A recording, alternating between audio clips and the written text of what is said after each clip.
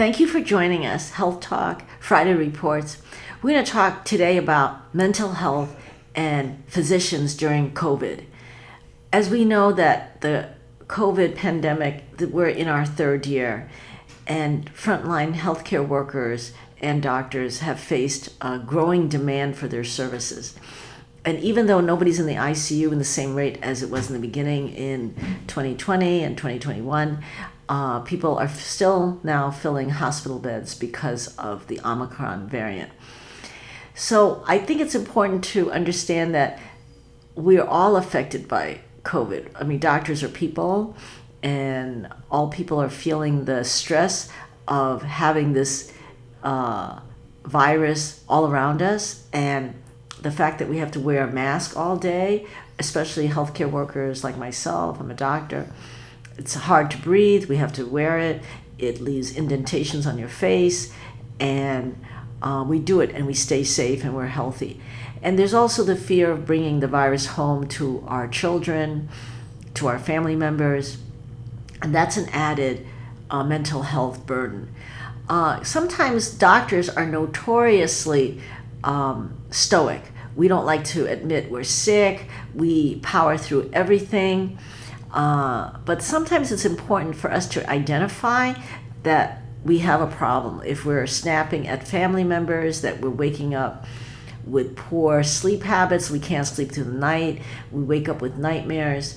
And in our region here in Santa Clara County, we had 2 suicides, one in January, one in May. They're physicians, and one attempted suicide by a physician just a few weeks ago. And there was males and females, and they were different ages. And I think there's a giant burden in the sense that it's our third year of this pandemic. There doesn't seem to be any let up. We're still seeing more and more patients with COVID, with long COVID, and we start feeling overwhelmed. We can feel overwhelmed. And it's important for all of us, myself included, that we find activities that we like. Even 1 minute a day we meditate, or 1 minute we look at something funny like cartoons, or listen to our favorite piece of music for 1 minute. I happen to like Frank Sinatra, and I like New York, New York. It's very bubbly because I'm a New Yorker. And but something that really takes us out of the moment. Sometimes it's important to smell something good, like fresh flowers, or smell vanilla, or fresh baked cookies. And as we know that long COVID, and for many of our physicians who have gotten COVID but now test negative, they too have lost a sense of smell. So as we're losing these senses with long COVID, we power through it even though we're COVID negative now. There's a stress to our living with COVID and being reminded every day as we take care of our patients. We listen to our patient's story to maintain our level of compassion, our level of wanting to care for them. It takes a toll on every healthcare provider, nursing staff, physicians, everybody, even the front desk office. So it's important that we all show each other consideration and give each other some amount of patience in dealing with long lines at checkouts, or long lines at the doctor's office, or you're being told to wait patiently in your car because of COVID, 6 feet regulations for being apart. So these are things that we have to think about as we think about being a doctor in this pandemic.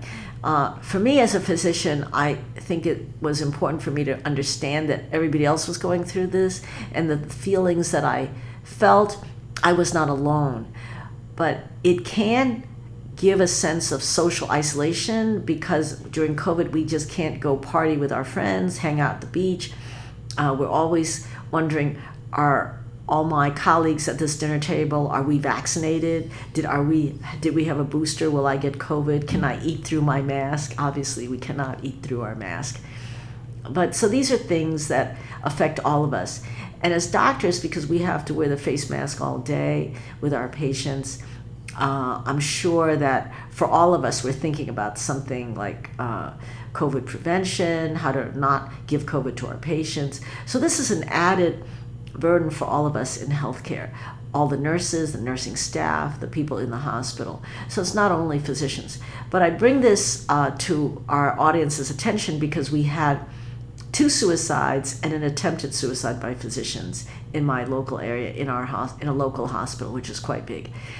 So I want everybody out there who's listening, who knows a healthcare provider, nursing staff, frontline healthcare worker, to say we thank them, that we understand and be patient with people in a healthcare settings, such as understand that there may be, you have to stand 6 feet apart in the line before you get checked in. And to understand maybe you have to wait in the car because there's too many people in the waiting room, because now waiting rooms are supposed to be very uncrowded versus pre-COVID.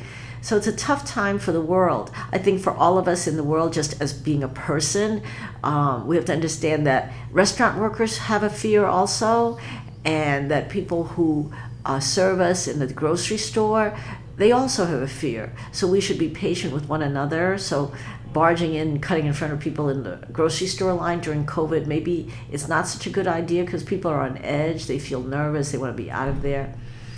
And it's a very tough time as we're going into another year of the COVID-19 pandemic.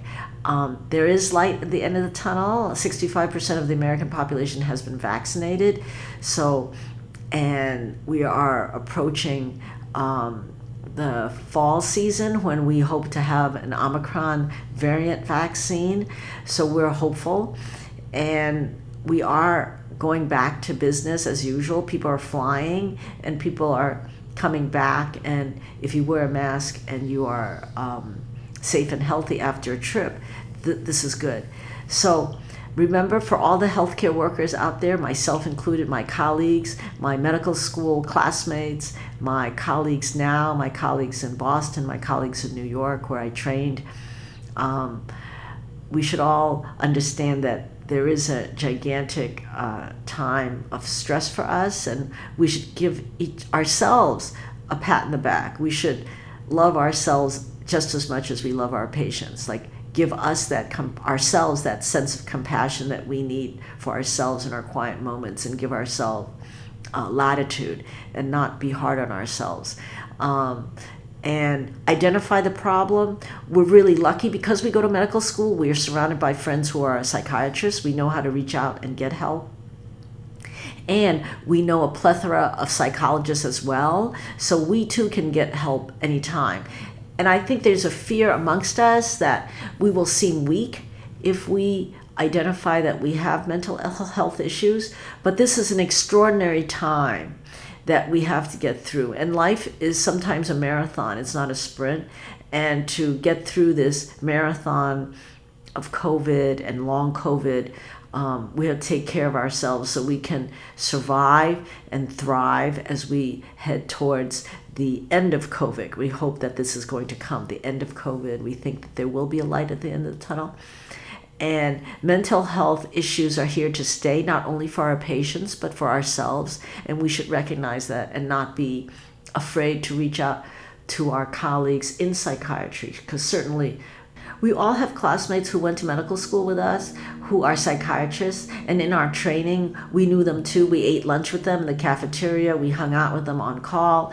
I saw patients at Payne Whitney when I was an ophthalmology resident, so I saw psychiatric patients as well as an ophthalmologist. So we know how to reach out to get help.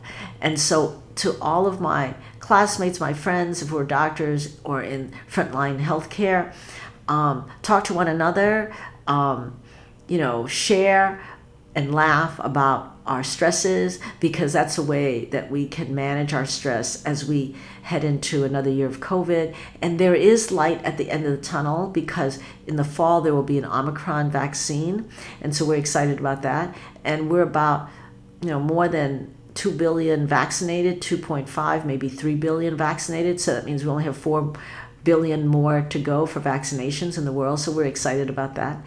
And we just have to keep ourselves healthy, safe, mentally healthy, so that we can be there for ourselves, our patients, our families, and we'll be there for each other. So if you like us on Health Talk, Friday Reports, tune in again. Thank you.